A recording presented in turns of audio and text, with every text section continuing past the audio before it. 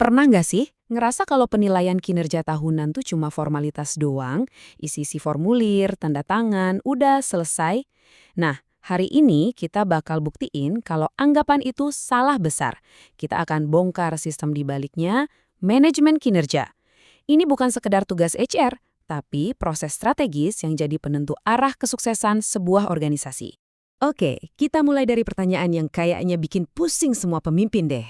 Coba bayangin ya, kita ada di sebuah kapal super besar. Ratusan orang mendayung. Pertanyaannya, gimana caranya biar semua orang ini mendayung ke arah yang sama? Dengan ritma yang sama? Kalau enggak, ya kapalnya cuma muter-muter di tempat kan?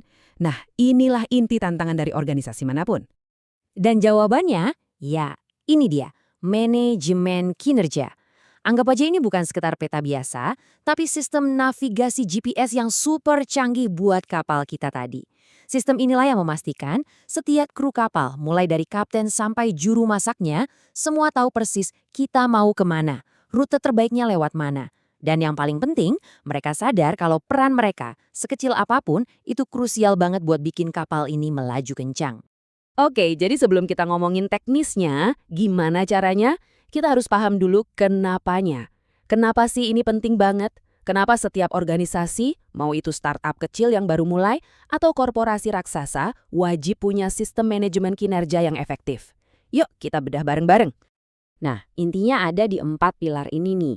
Pertama, yang paling jelas ya, bikin kinerja tiap individu jadi makin oke. Kedua, dan ini kuncinya, memastikan tujuan karir pribadi kita itu sejalan sama visi besar perusahaan. Jadi nggak ada lagi tuh cerita kerja keras tapi nggak nyambung sama tujuan utama.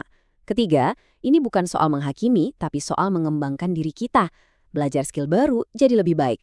Dan yang terakhir, ini soal keadilan. Data dari sistem ini jadi dasar yang objektif buat nentuin promosi dan bonus. Jadi, nggak ada lagi deh keputusan yang cuma berdasarkan kayaknya atau perasaan atasan. Jadi, buang jauh-jauh ya pikiran kalau ini cuma sekedar ngisi formulir penilaian setahun sekali. Bukan, ini tuh senjata strategis loh. Kalau dijalankan dengan benar, dampaknya wow, luar biasa. Produktivitas bisa meroket, dan perusahaan kita jadi punya keunggulan yang nyata buat menang di persaingan. Oke, kenapanya udah jelas ya. Sekarang pertanyaannya, gimana proses ini jalan di lapangan? Nah, ini penting diingat, ini bukan acara sekali jadi terus selesai. Bukan, ini adalah sebuah siklus yang muter terus. Yuk kita intip gimana mesinnya bekerja? Coba lihat alur ini deh. Semuanya itu dimulai dari perencanaan yang matang. Terus, nggak dibiarin gitu aja, ada proses pemantauan secara terus-menerus. Nanti di akhir periode, barulah ada yang namanya penilaian formal. Dari situ, lahir deh umpan balik yang membangun. Nah, umpan balik ini yang kemudian jadi bahan bakar buat tahap terakhir, pengembangan. Dan dari pengembangan ini, kita balik lagi ke perencanaan buat siklus berikutnya. Jadi ini proses yang nggak pernah berhenti, selalu berputar untuk jadi lebih baik. Nah, perhatiin bagian ini baik-baik, soalnya ini sering banget dilupain. Tahap perencanaan itu bukan momen di mana manajer kasih perintah, terus kita nurut. Bukan. Lihat deh, ini tuh kemitraan. Sebuah dialog. Manajer bawa peta besarnya, karyawan bawa kompasnya. Mereka harus duduk bareng dan sepakat sama tujuannya. Kalau di awal aja udah nggak ada kolaborasi, wah, seluruh siklus ini bisa goyah. Nah, pas tiba waktunya menilai, kita itu punya beberapa kacamata yang beda buat ngelihat kinerja seseorang. Ada yang fokusnya ke angka, targetnya kecapai nggak? Ada lagi yang fokus ke cara kerjanya, seberapa bagus sih kompetensinya? Dan ada juga yang murni ngelihat outputnya, hasil nyata apa yang udah dikasih. Organisasi yang keren itu biasanya mengkombinasikan ketiga-tiganya, biar penilaiannya seimbang. Oke, teori sama siklusnya udah kita pegang ya. Sekarang kita lihat toolkitnya. Di zaman sekarang, manajer itu punya beberapa alat canggih loh yang bikin proses ini jadi jauh lebih efektif dan nggak kaku kayak dulu. Salah satu alat yang paling transformatif itu namanya penilaian 360 derajat. Coba bayangin, kita nggak lagi dinilai cuma dari satu sudut pandang, yaitu atasan. Tapi dari segala arah, dari rekan kerja di samping kita, dari tim yang kita pimpin, bahkan dari pelanggan yang kita layani. Ini tuh kayak kita ngaca tapi cerminnya ada di mana-mana. Jadi gambaran tentang diri kita jauh lebih lengkap dan yang pasti lebih adil. Ada lagi nih alat brilian lainnya, namanya Balance Scorecard. Pesan utamanya simple banget. Perusahaan yang sehat itu ukurannya bukan cuma seberapa tebel dompetnya. Coba lihat tabel ini. Sukses itu juga diukur dari seberapa senyum pelanggan kita, seberapa lancar proses kerja di dalam, dan yang paling penting, seberapa cepat kita belajar dan berinovasi. Semuanya harus seimbang, nggak bisa timpang sebelah. Dan tentunya kita nggak bisa lepas dari yang namanya KPI atau indikator kinerja utama. Gampangnya gini, KPI ini adalah cara kita mengubah tujuan yang abstrak jadi angka yang konkret.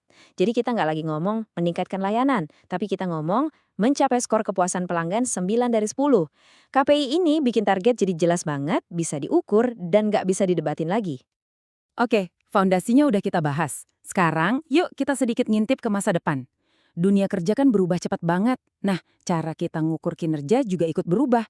Kira-kira apa aja ya tren besar dan tantangan baru yang harus kita hadapi? Satu hal yang pasti dan gak bisa dihindari, kita harus bilang selamat tinggal ke era di mana keputusan diambil cuma berdasarkan firasat.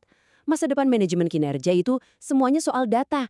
Keputusan soal promosi, bonus, pengembangan, itu nggak lagi didasarin pada siapa yang paling disukai manajer, tapi benar-benar pada angka dan fakta yang objektif. Dan pastinya, AI atau kecerdasan buatan juga ikut ambil bagian. Seperti yang ditekankan di kutipan ini, AI itu bisa jadi wasit yang hebat loh buat mastiin konsistensi dan ngurangin bias. Tapi ingat ya, AI itu asisten, bukan hakim utamanya. Sentuhan manusia, empati, dan pemahaman konteks itu tetap jadi peran vital yang nggak akan pernah bisa digantiin sama mesin. Tapi ya perjalanannya nggak mulus-mulus amat. Masih ada duri dalam dagingnya nih. Pertama, bias subjektif yang susah banget dihilangin. Terus, tantangan baru, gimana cara menilai kinerja secara adil pas separuh tim kerja di kantor dan separuhnya lagi di rumah.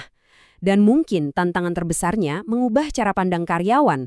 Dari yang tadinya, tugas administratif lagi nih, menjadi, wow, ini kesempatan buat saya berkembang. Oke, kita udah bongkar pasang semua komponennya. Sekarang, waktunya kita rakit semuanya jadi satu kesatuan. Jadi, kayak gimana sih cetak biru atau blueprint dari sistem manajemen kinerja yang benar-benar ideal itu? Nah, ini dia cetak biru idealnya. Coba perhatiin deh, gimana semuanya itu berawal dari paling atas, tujuan organisasi. Tujuan besar itu kemudian dipecah jadi rencana individu. Rencana itu dilaksanakan, dipantau, dinilai, terus jadi bahan buat umpan balik dan pengembangan. Dan, ini bagian terbaiknya, pas individu berkembang, mereka itu secara langsung akan mendorong peningkatan kinerja organisasi secara keseluruhan. Ini bukan lagi sekedar siklus, tapi ini spiral yang terus naik ke atas.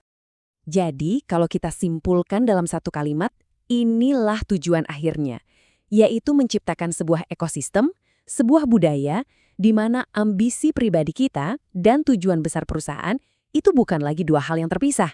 Keduanya itu seolah menari dalam ritme yang sama, saling menguatkan, dan akhirnya menciptakan musik yang indah yang kita sebut kesuksesan. Sebagai penutup, saya mau ninggalin satu pertanyaan buat kita renungkan. Coba deh pikirin sistem di tempat kerja kita masing-masing.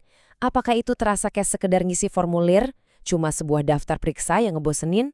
Atau apakah itu sebuah percakapan yang tulus, sebuah momen di mana kita benar-benar ngerasa didukung untuk bisa bertumbuh? Jawaban jujur kita atas pertanyaan itu bakal menentukan segalanya.